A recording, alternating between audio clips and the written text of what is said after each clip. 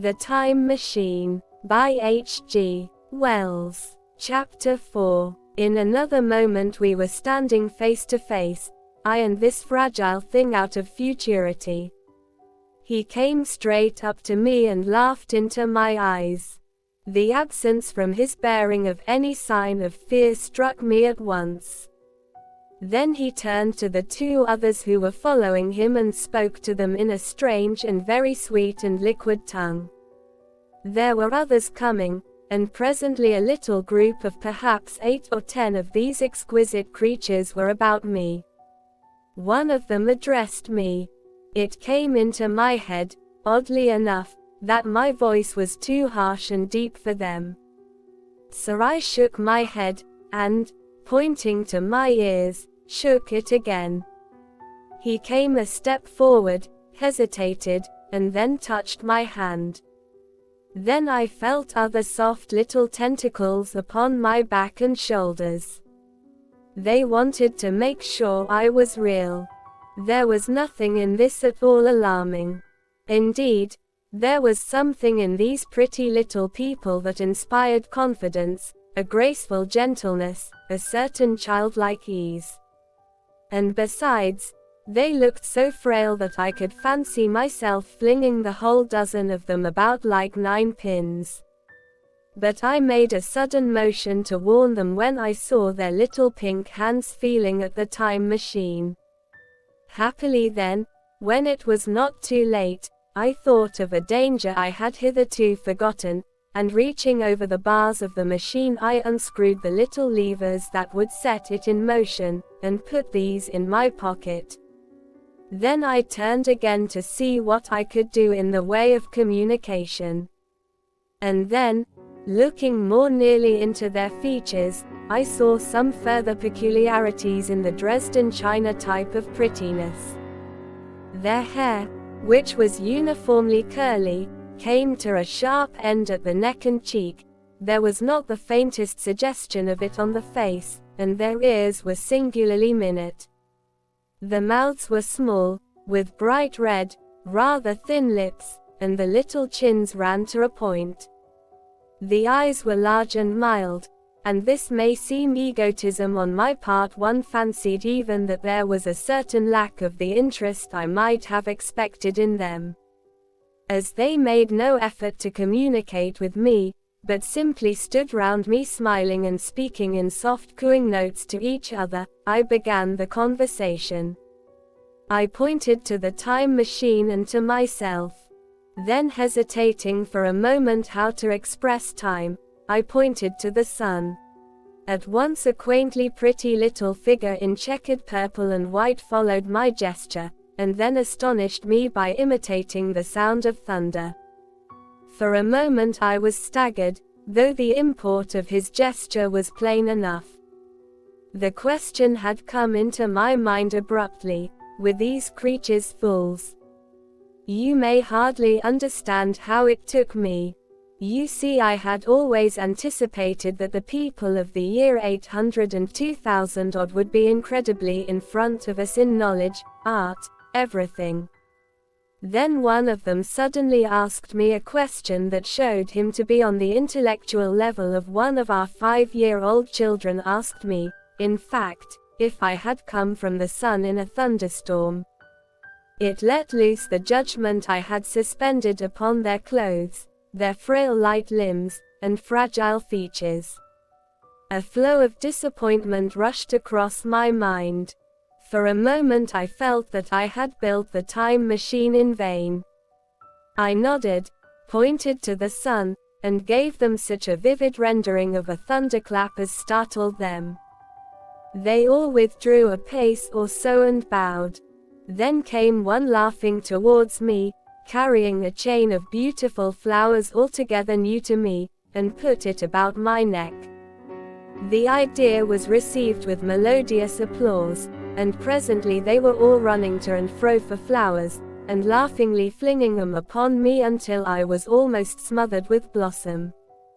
You who have never seen the like can scarcely imagine what delicate and wonderful flowers countless years of culture had created.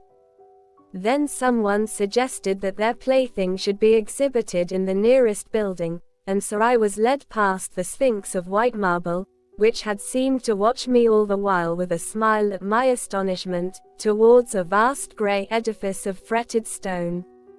As I went with them, the memory of my confident anticipations of a profoundly grave and intellectual posterity came, with irresistible merriment, to my mind.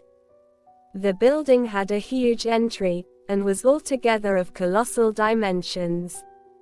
I was naturally most occupied with the growing crowd of little people, and with the big open portals that yawned before me shadowy and mysterious. My general impression of the world I saw over their heads was a tangled waste of beautiful bushes and flowers, a long neglected and yet weedless garden.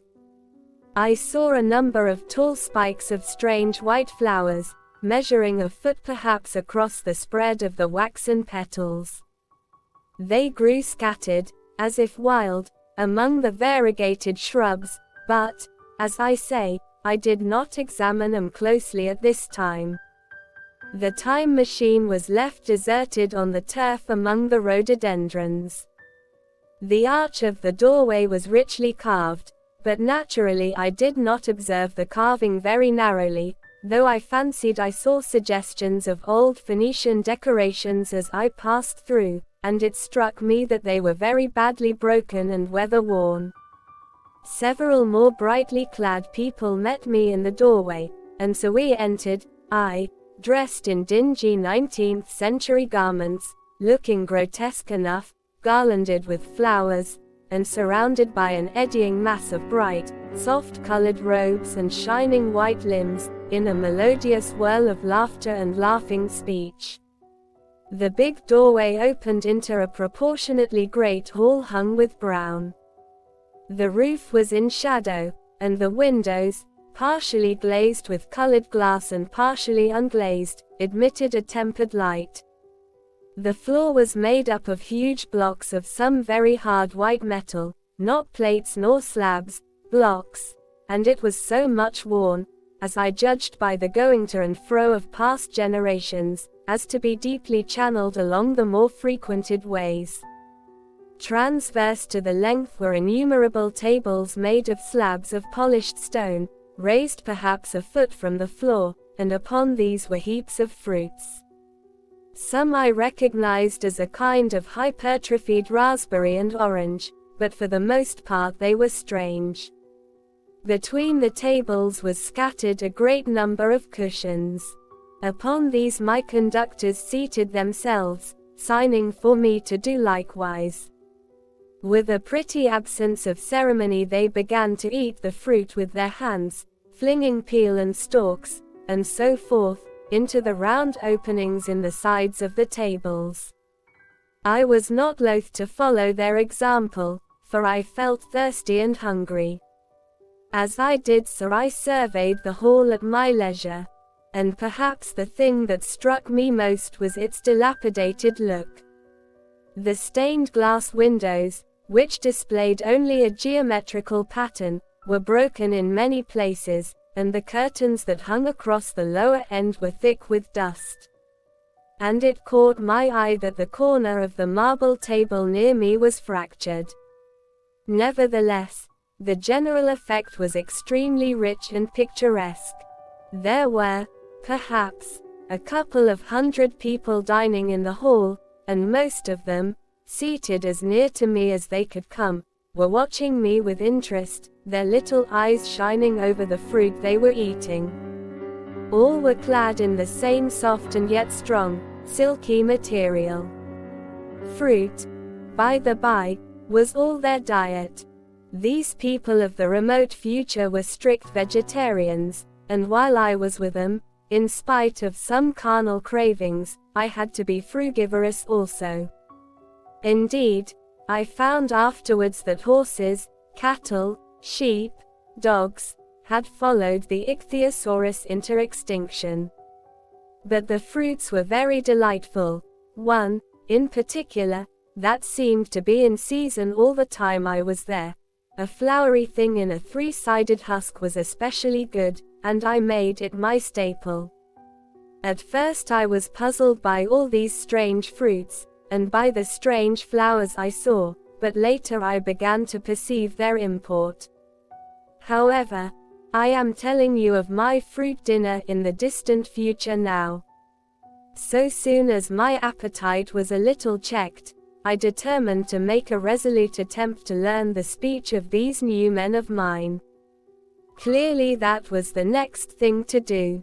The fruits seemed a convenient thing to begin upon, and holding one of these up I began a series of interrogative sounds and gestures. I had some considerable difficulty in conveying my meaning. At first my efforts met with a stare of surprise or inextinguishable laughter, but presently a fair-haired little creature seemed to grasp my intention and repeated a name. They had to chatter and explain the business at great length to each other, and my first attempts to make the exquisite little sounds of their language caused an immense amount of amusement. However, I felt like a schoolmaster amidst children, and persisted, and presently I had a score of noun substantives at least at my command, and then I got to demonstrative pronouns, and even the verb, to eat. But it was slow work, and the little people soon tired and wanted to get away from my interrogations, so I determined, rather of necessity, to let them give their lessons in little doses when they felt inclined. And very little doses I found they were before long, for I never met people more indolent or more easily fatigued. A queer thing I soon discovered about my little hosts, and that was their lack of interest. They would come to me with eager cries of astonishment, like children, but like children they would soon stop examining me and wander away after some other toy. The dinner and my conversational beginnings ended, I noted for the first time that almost all those who had surrounded me at first were gone. It is odd, too, how speedily I came to disregard these little people. I went out through the portal into the sunlit world again as soon as my hunger was satisfied. I was continually meeting more of these men of the future, who would follow me a little distance, chatter and laugh about me, and, having smiled and gesticulated in a friendly way, leave me again to my own devices. The calm of evening was upon the world as I emerged from the great hall, and the scene was lit by the warm glow of the setting sun. At first things were very confusing. Everything was so entirely different from the world I had known, even the flowers. The big building I had left was situated on the slope of a broad river valley, but the Thames had shifted perhaps a mile from its present position. I resolved to mount to the summit of a crest perhaps a mile and a half away, from which I could get a wider view of this our planet in the year 802,701 AD. For that, I should explain, was the date the little dials of my machine recorded. As I walked I was watching for every impression that could possibly help to explain the condition of ruinous splendor in which I found the world, for ruinous it was.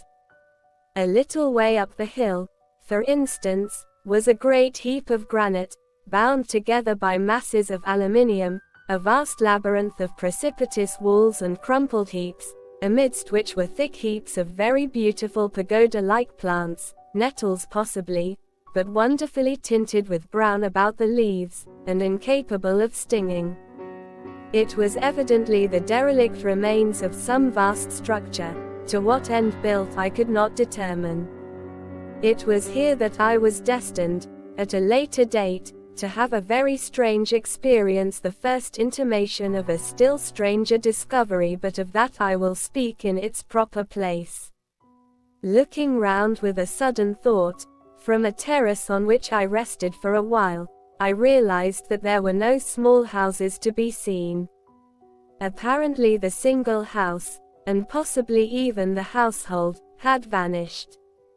Here and there among the greenery were palace-like buildings, but the house and the cottage, which form such characteristic features of our own English landscape, had disappeared. Communism, said I to myself. And on the heels of that came another thought. I looked at the half-dozen little figures that were following me. Then, in a flash, I perceived that all had the same form of costume, the same soft hairless visage, and the same girlish rotundity of limb. It may seem strange, perhaps, that I had not noticed this before. But everything was so strange. Now, I saw the fact plainly enough.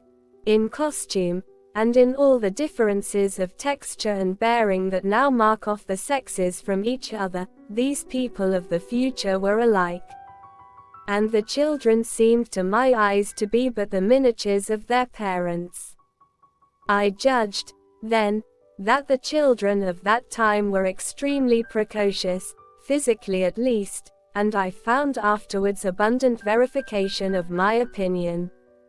Seeing the ease and security in which these people were living, I felt that this close resemblance of the sexes was after all what one would expect, for the strength of a man and the softness of a woman, the institution of the family, and the differentiation of occupations are mere militant necessities of an age of physical force, where population is balanced and abundant, much childbearing becomes an evil rather than a blessing to the state, where violence comes but rarely and offspring are secure, there is less necessity, indeed there is no necessity, for an efficient family, and the specialization of the sexes with reference to their children's needs disappears. We see some beginnings of this even in our own time, and in this future age it was complete. This, I must remind you, was my speculation at the time. Later, I was to appreciate how far it fell short of the reality. While I was musing upon these things, my attention was attracted by a pretty little structure, like a well under a cupola. I thought in a transitory way of the oddness of wells still existing, and then resumed the thread of my speculations. There were no large buildings towards the top of the hill, and as my walking powers were evidently miraculous, I was presently left alone for the first time. With a strange sense of freedom and adventure I pushed on up to the crest. There I found a seat of some yellow metal that I did not recognize, corroded in places with a kind of pinkish rust and half smothered in soft moss, the arm rests cast and filed into the resemblance of griffins' heads. I sat down on it, and I surveyed the broad view of our old world under the sunset of that long day. It was as sweet and fair a view as I have ever seen. The sun had already gone below the horizon and the west was flaming gold, touched with some horizontal bars of purple and crimson. Below was the valley of the Thames, in which the river lay like a band of burnished steel. I have already spoken of the great palaces dotted about among the variegated greenery, some in ruins and some still occupied. Here and there rose a white or silvery figure in the waste garden of the earth, here and there came the sharp vertical line of some cupola or obelisk. There were no hedges, no signs of proprietary rights, no evidences of agriculture, the whole earth had become a garden. So watching, I began to put my interpretation upon the things I had seen, and as it shaped itself to me that evening, my interpretation was something in this way. Afterwards I found I had got only a half-truth or only a glimpse of one facet of the truth. It seemed to me that I had happened upon humanity upon the wane. The ruddy sunset set me thinking of the sunset of mankind. For the first time I began to realize an odd consequence of the social effort in which we are at present engaged. And yet, come to think, it is a logical consequence enough.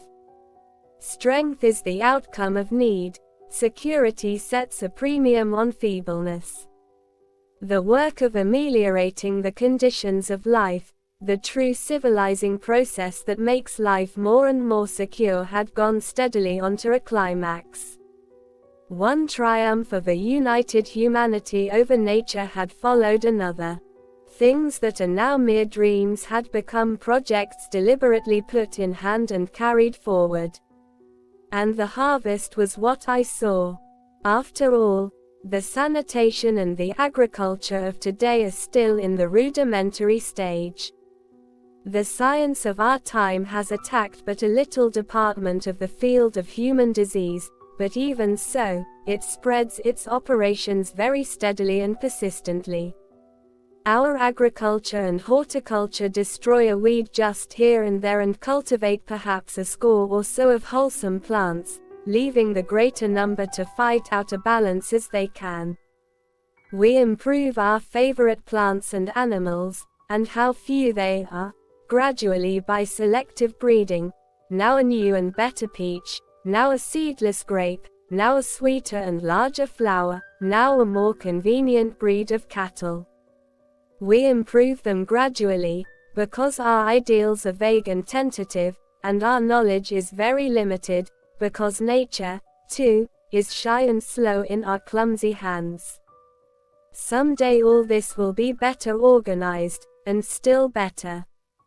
That is the drift of the current in spite of the eddies. The whole world will be intelligent, educated, and cooperating. Things will move faster and faster towards the subjugation of nature. In the end, wisely and carefully we shall readjust the balance of animal and vegetable to suit our human needs. This adjustment, I say, must have been done, and done well, done indeed for all time, in the space of time across which my machine had leaped. The air was free from gnats, the earth from weeds or fungi, everywhere were fruits and sweet and delightful flowers, brilliant butterflies flew hither and thither. The ideal of preventive medicine was attained. Diseases had been stamped out. I saw no evidence of any contagious diseases during all my stay. And I shall have to tell you later that even the processes of putrefaction and decay had been profoundly affected by these changes. Social triumphs, too, had been affected. I saw mankind housed in splendid shelters, gloriously clothed, and as yet I had found them engaged in no toil. There were no signs of struggle, neither social nor economical struggle. The shop, the advertisement, traffic, all that commerce which constitutes the body of our world, was gone. It was natural on that golden evening that I should jump at the idea of a social paradise. The difficulty of increasing population had been met, I guessed, and population had ceased to increase. But with this change in condition comes inevitably adaptations to the change. What, unless biological science is a mass of errors, is the cause of human intelligence and vigor? Hardship and freedom, conditions under which the active, strong, and subtle survive and the weaker go to the wall, conditions that put a premium upon the loyal alliance of capable men, upon self-restraint, patience, and decision. And the institution of the family, and the emotions that arise therein, the fierce jealousy, the tenderness for offspring, parental self-devotion, all found their justification and support in the imminent dangers of the young. Now, where are these imminent dangers? There is a sentiment arising, and it will grow, against connubial jealousy, against fierce maternity, against passion of all sorts, unnecessary things now, and things that make us uncomfortable, savage survivals, discords in a refined and pleasant life. I thought of the physical slightness of the people, their lack of intelligence, and those big abundant ruins, and it strengthened my belief in a perfect conquest of nature. For after the battle comes quiet. Humanity had been strong, energetic, and intelligent, and had used all its abundant vitality to alter the conditions under which it lived. And now came the reaction of the altered conditions. Under the new conditions of perfect comfort and security, that restless energy, that with us is strength, would become weakness. Even in our own time, certain tendencies and desires, once necessary to survival, are a constant source of failure. Physical courage and the love of battle, for instance, are no great help, may even be hindrances, to a civilized man. And in a state of physical balance and security, power, intellectual as well as physical, would be out of place. For countless years I judged there had been no danger of war or solitary violence, no danger from wild beasts, no wasting disease to require strength of constitution, no need of toil. For such a life, what we should call the weak are as well equipped as the strong, are indeed no longer weak. Better equipped indeed they are, for the strong would be fretted by an energy for which there was no outlet. No doubt the exquisite beauty of the buildings I saw was the outcome of the last surgings of the now purposeless energy of mankind before it settled down into perfect harmony with the conditions under which it lived, the flourish of that triumph which began the last great peace. This has ever been the fate of energy insecurity. It takes to art and to eroticism, and then come languor and decay. Even this artistic impetus would at last die away, had almost died in the time I saw.